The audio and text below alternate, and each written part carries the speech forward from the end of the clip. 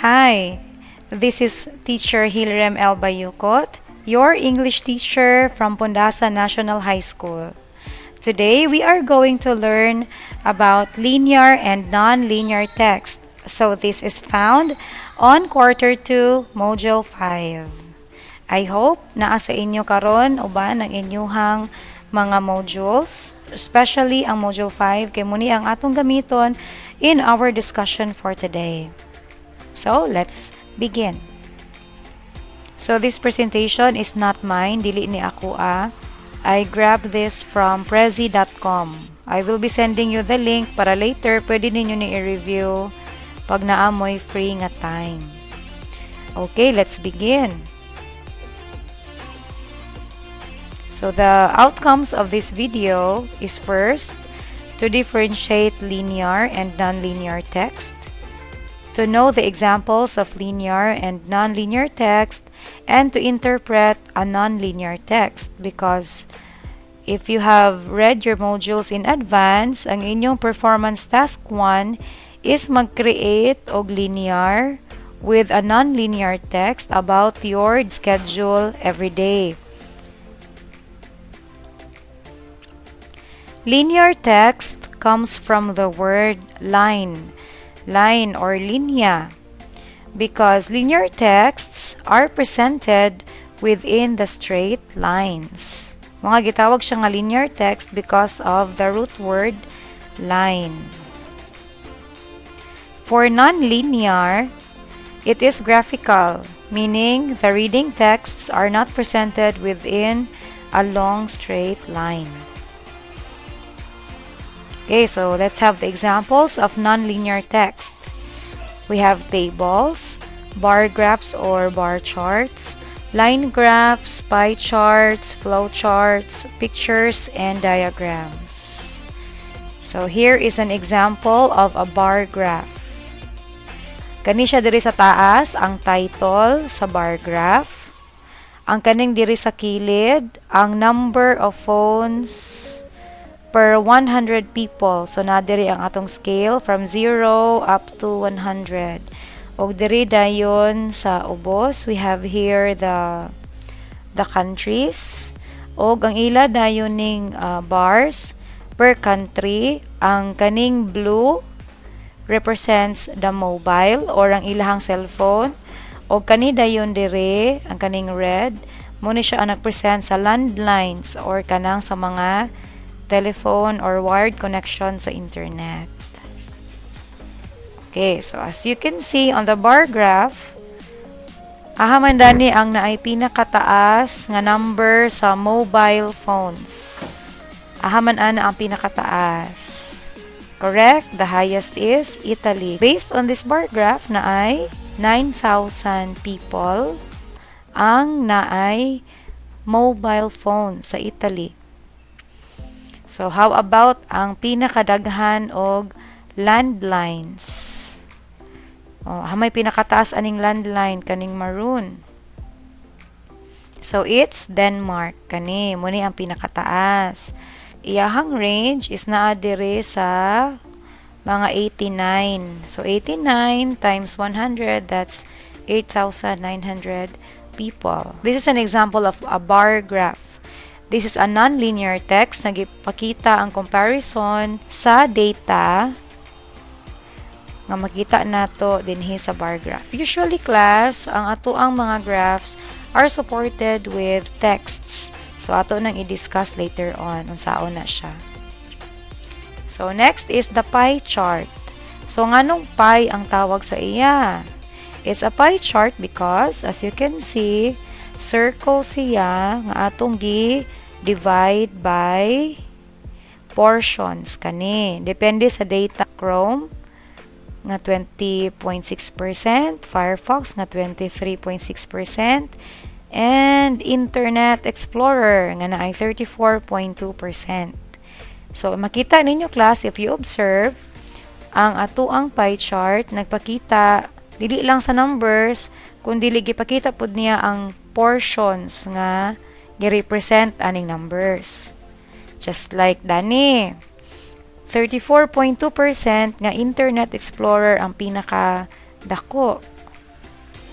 nga number.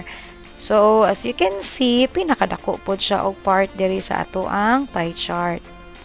Okay, pinakagamay man nato ang kaning 1.9 nga other.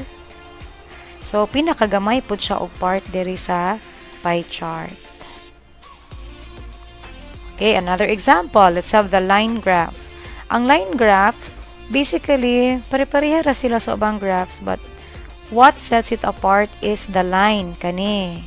Instead, nga gagamit siya og katong mga bar or katong mga portion sa circle, gagamit siya og linya. Just like this. Na siya mga points, o kani day mga points, gi-connect nato sa line para makita nato ang curve, makita nato ang progress through time. So, let's have this example. Average monthly temperatures for 3 African cities. So, unsa man dani ang 3 African cities nga atong gigamit ani nga graph. So, we have Mombasa, Kenya, Cairo, Egypt, and Cape Town, South Africa. So, puro na sila African cities. Diri dayon, mo ni ang ilang average monthly temperatures, o kani dayon diri ang ilang month. So, January, February, March, April, May, hangtod sa December. So, kaning blue nga line mo ni ang nagrepresent sa Cairo, Egypt. So, sa January, naa sila'y 55 degrees. I'm not sure kung Celsius ba ni or Fahrenheit. Kaya wala naka-indicate diri sa graph. So, mo ni ang ilang temperature. Diri po dayon sa pag-abot din sa February ni increase.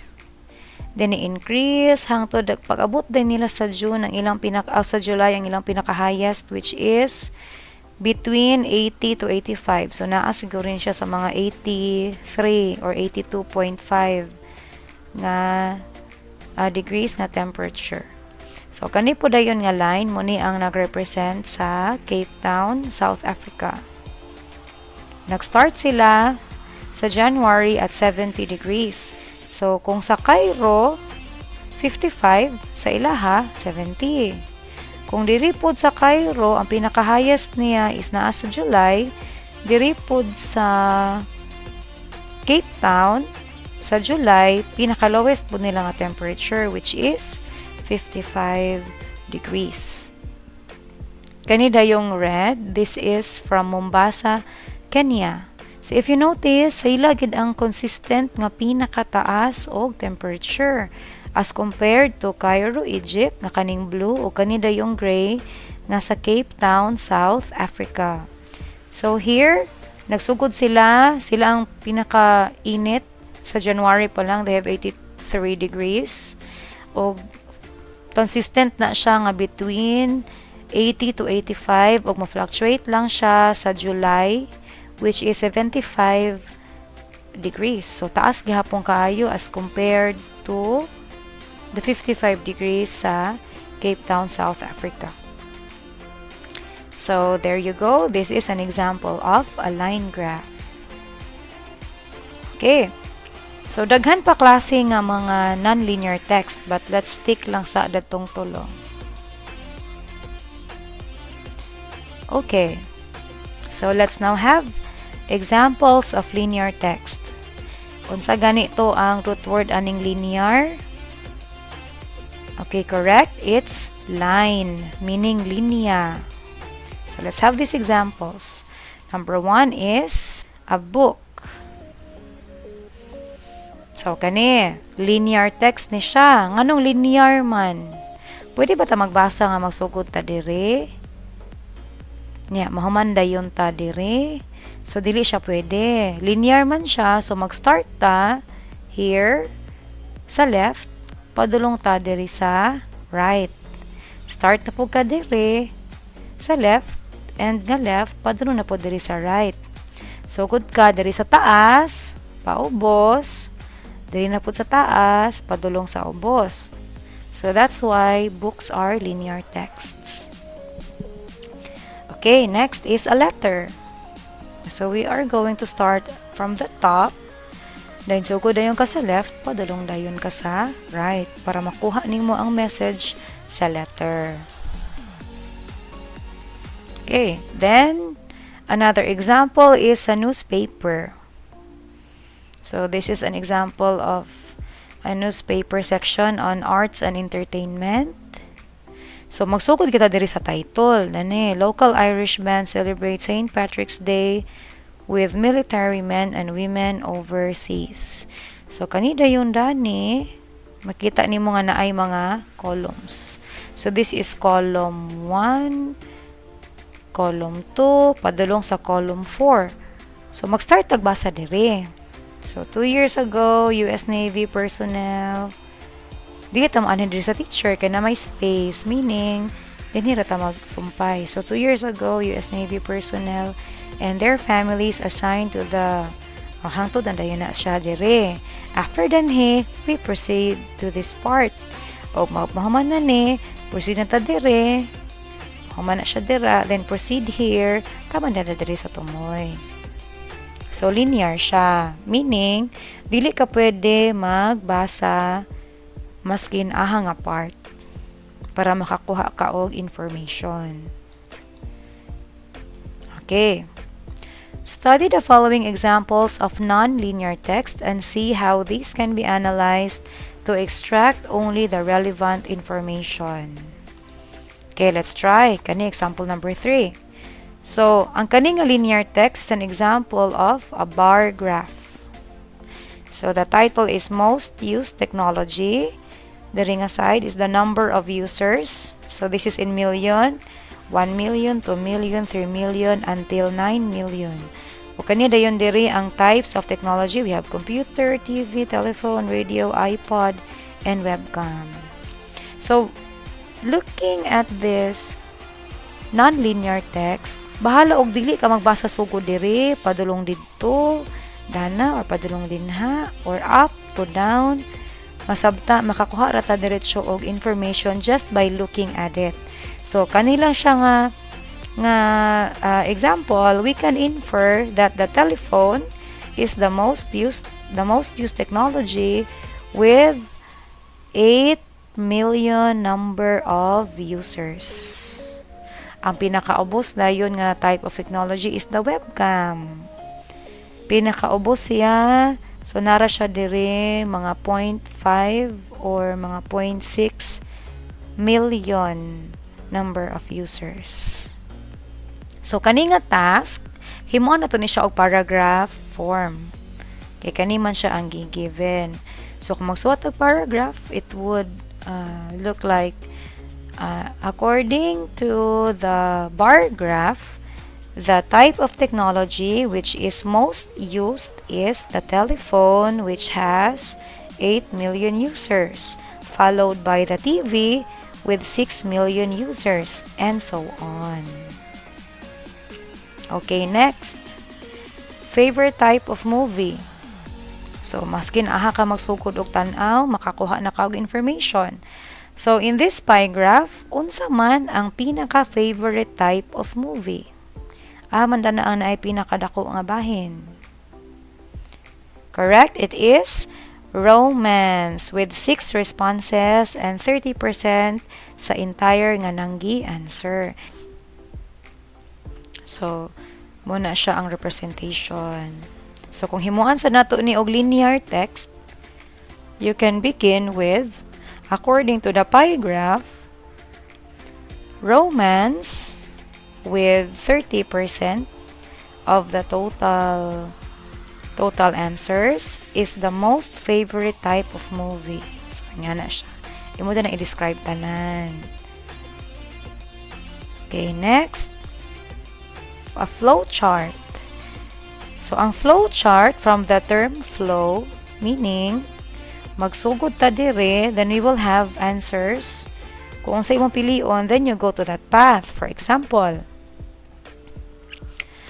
flow chart. Should I skip this class? So, is this class before 9 a.m.? Before ba kuno ni sa alas 9? So, for example, ang atong answer is yes. So, kung yes, another question. Do you need it for your major? So, butang ta atong answer yes. So, yes man. So, let's proceed here. Do you need it to graduate? So, butang ta lang og No. So, kung mag-no, meaning, you skip that class. Try na to diri nga side. Kung mag-answer tag no, mo-proceed ta dani nga question. Is the class a seminar? So, may nitaog yes. Then, if yes, another question. Is attendance a big part of the grade? Then, yes. So, meaning, don't skip. Dili skip na to ang klase. So, muna siya ang flowchart. I hope you are familiar with this na ha? As grade 10 learners. Okay. Here are some tips on how to analyze and interpret non-linear text. So, first, analyze or skim the graph. Kung makakita ka og graph, pie graph, bar graph, line graph, or flowchart, you are going to skim it. Skim, pasabot, imo tan-awon ang mga parts, tan-awon nimo ang mga text, and you are going to analyze kung unsa siya about, unsa iyang content, unsa ang iyahang gi-represent. And then, skim through the graph to get a general idea of the information given. Highlight the title. So, unahon na to og tan-aw ang title. Ang labels, katong ang iyang naa sa sides o sa ubos nga part. And any notes provided so that we can understand unsa ang non-linear text. Ay hata maghimo og paragraph which is a linear text. So earlier, we have discussed the differences about the linear and the non-linear text. Now, we are going to discuss further how does a linear and a non-linear text work together. Meaning, unsa ang gamit sa linear o sa non-linear text para mas mahimong dali sabton ang usa ka text. So, how do they work together? So, this is a linear text kani. This paragraph about bullying. And this one here is the non-linear text nga nag-support kung unsa ang naa diri sa linear text. So based from the linear text here, unsa man ang bullying? Unsa man about ang kaning paragraphs? Okay, correct. It's about bullying. Gi-describe ani nga paragraph ang tulo ka klase sa bullying. So, if we are going to compare this linear text o kaning non-linear text, pareho ba ang information nga ilang gihatag? Pareho or dili? Correct. Pareho nga information ang ilang gihatag. So, here, if you notice, kani ang atong concept map, mura ni siya class og summary sa text nga what is bullying nga naa diri sa ibabaw. Here, naa diri sa circle ang bullying. So, naa siya sa tunga-tunga sa ato ang graph. O naa dayon diri tulo ka boxes na ay physical, verbal, o relationship. O kani nga mga boxes na ay mga arrow, nga nag-connect danang mga boxes dani sa ato ang concept nga naa sa tunga. Meaning to say, kani sila tulo is related to bullying. So, atong i-check kung naa ba na diri sa atong text sa ibabaw. So, we have physical bullying. So, naapod siya diri. Then, we have verbal bullying. Naa siya diri sa center nga box. And relationship bullying, naapod siya diri sa kilid nga box. So, all of these kaya naman siya arrow are related to bullying. So, those are the types of bullying according to the linear text here. I hope inyo nang nasabtan ang concept. This is your performance task number 1. Let me read to you the directions. Write a linear and a non-linear text about your daily schedule. Daily schedule, pasabot ang inyong adlaw-adlaw nga buluhaton. Fill in the template on your answer sheet. Sa inyong answer sheet, makita ni siya nga template og didto ra pod ninyo idiretso og sulat ang inyong answers. So naay duha ka parts ang inyong performance task number 1. First is the linear text nga isulat dire. So maghimo mo og usa ka paragraph about your daily schedule. Ug diri dayon sa ubos, imo dining fill inan ang gikinahanglan nga information sa imuhang non-linear text nga nakabase diri sa imong paragraph nga naa sa ibabaw. Kung atong tan-awon ang kaning non-linear text na diri ang morning, afternoon ug evening, buntag, hapon ug gabi. And in every part here sa ato ang non-linear text na ay duha ka bullets, kanang duha ka lingin. And those are signals nga sa morning, you are going to have 2 tasks. Duha ka mga buluhaton nga imong buhaton sa morning.